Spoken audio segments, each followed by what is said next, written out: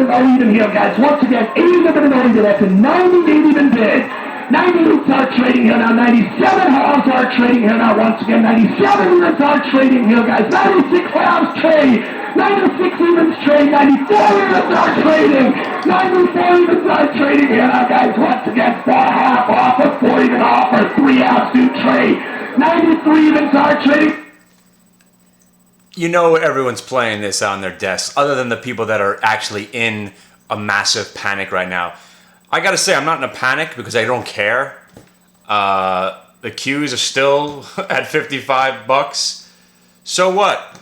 The Dow's going back to 10,000. Woo. I am not worried about any of this. You know why? Because I'm in 98% cash. And the crazy thing is, remember the conversation we had a little while ago where I was shorting the CMG and the Priceline and the Panera Breads and the Opens and all that stuff? And then we had that 9-day rally and I was thanking God that I had covered all those shorts. Where's your God now? So let's get back to that great call, because I love the fact that he's trying to keep it, and he sounds like Wolfman Jack, and then he goes into some Don West, the McGuire rookie card right there on the pack, the 1987 Fleer update, Barry Bonds. What do we got back there? Be dialing, people. Let's go back to the greatest stock market call of ever. And my favorite is now he goes from Wolfman Jack into some, I think his name Don West. I always get it wrong. Don West from the CM from selling baseball cards. But then there's this one point when the 79s start trading. Hilarious. 92 evens are trading here now, guys. 91 evens are trading. 89s are trading. 88 halves are trading. 87 evens are trading. 86 evens are trading. 85 evens are trading here now, guys. All the way down. 84 evens are trading here now, guys. 82 evens are trading. Paper comes in a big seller. 81 evens are trading here now, guys. 79s are trading. You got 79 trading here now. When it goes from 81 to 79, that was it. He couldn't take any more. We were down, I don't know, 80 handles at that point. Those 2 extra handles really set him off right here. 84 evens are trading here now, guys. 82 evens are trading. Paper comes in a big seller. 81 evens are trading here now, guys. 79s are trading. You got 79 trading. Dude, if I start a heavy metal band, I think if I was ever going to start a heavy metal band, I would call ourselves the 79s are trading guys. The 79s are trading! Oh! They're way down! 84 evens are trading here now, guys. 82 evens are trading. Paper comes in a big seller. 81 evens are trading here now, guys. 79s are trading.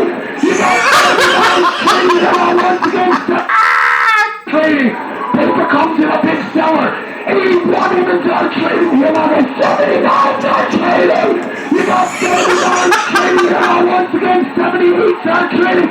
6s are trading. 76 evens are trading here now, guys. 75 evens are trading. 4 evens. 3 evens are trading here. 2 evens are trading. 72 evens just traded. Once again, guys, we are big time even bid here on. It's just, I don't care. I can listen to it a million times. When I was in the heat of the moment, you know what happened to me, right? I don't know if you remember what happened to me. If you're new to the program, I sell a lot of naked calls and puts because I was, I'm always convinced that I can pick a range, and as long as the stock or the index stays in that range, you get to collect premium from the call side and the put side. Of course, there's a lot of risk involved in what I do there because you're naked calls and you're naked puts. So if the market crashes, you're going to be exposed to a crash. And if the market starts rallying like a bat out of hell, you're going to be naked some stock out there. That's why I do it on options. But that day, I had just got out of some calls. I had just taken my hedge off because I was betting the market was going to go down up until that day. But I had, I think it was 270 naked puts out there, right? And they were still 8-10 points out of the money. But what would happen was the bids and offers, because nobody knew what was going on, they took the offer. They were trading, I think, at 70. They were down to like maybe 70 cents by $1. Next thing you know, they went 0 bid by 15 offer. So my whole P&L reflected if I had to buy those back at $15 that I had sold them all at 2. So I went from like up, whatever the amount was, to down $1.7 million. And I'm looking at the P&L, I'm like, what? I was like, the first thing I thought is how the hell am I going to get that money? Then I was like, they're never going to get that money. No one's getting paid. I'm not ever paying that money. Close my account.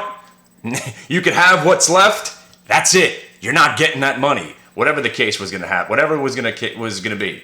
But the 79s are trading, guys. Yeah. But this is great stuff, man. If you think about it, through all this selling, this still is just a blow off from the top that we just. What the amazing part is. 8 days ago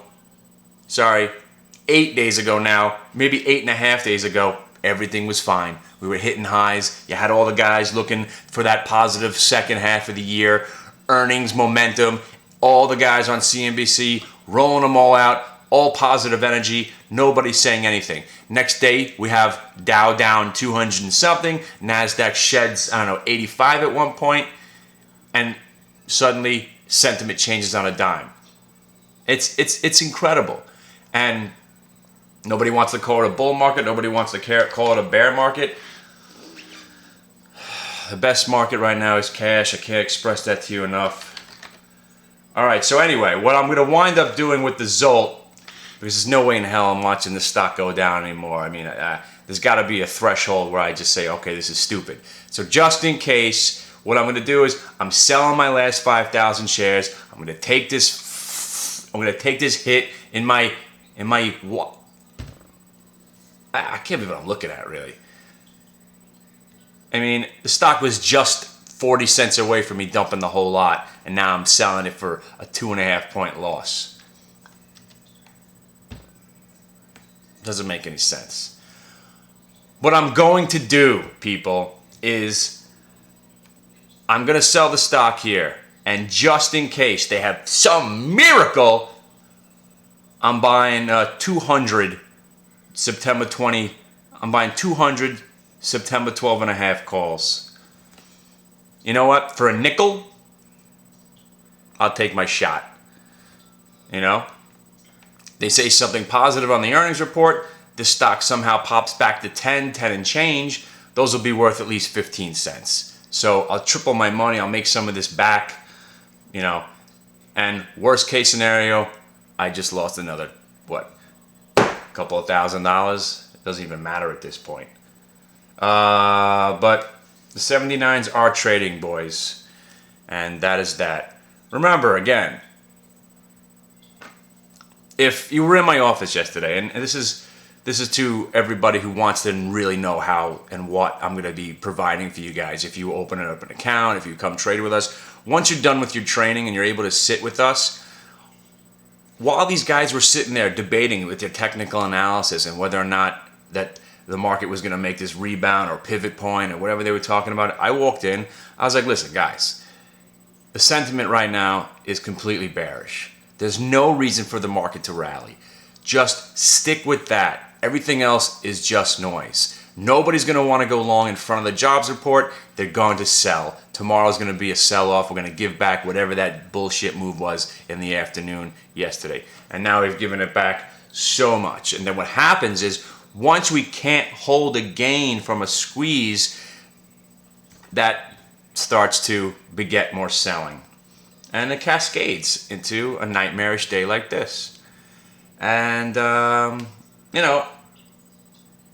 even the guy who predicts Dow 38,200, he was on TV yesterday, my boy, Mr. Hirsch, in the Stock Traders Almanac, he says we're going down first. And then we're going to churn and burn for like 7-8 years.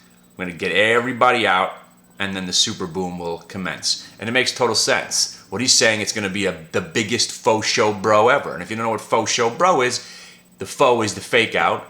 The show, first you got the fake out, and you got the little rally, and then you got the shakeout. That's the show.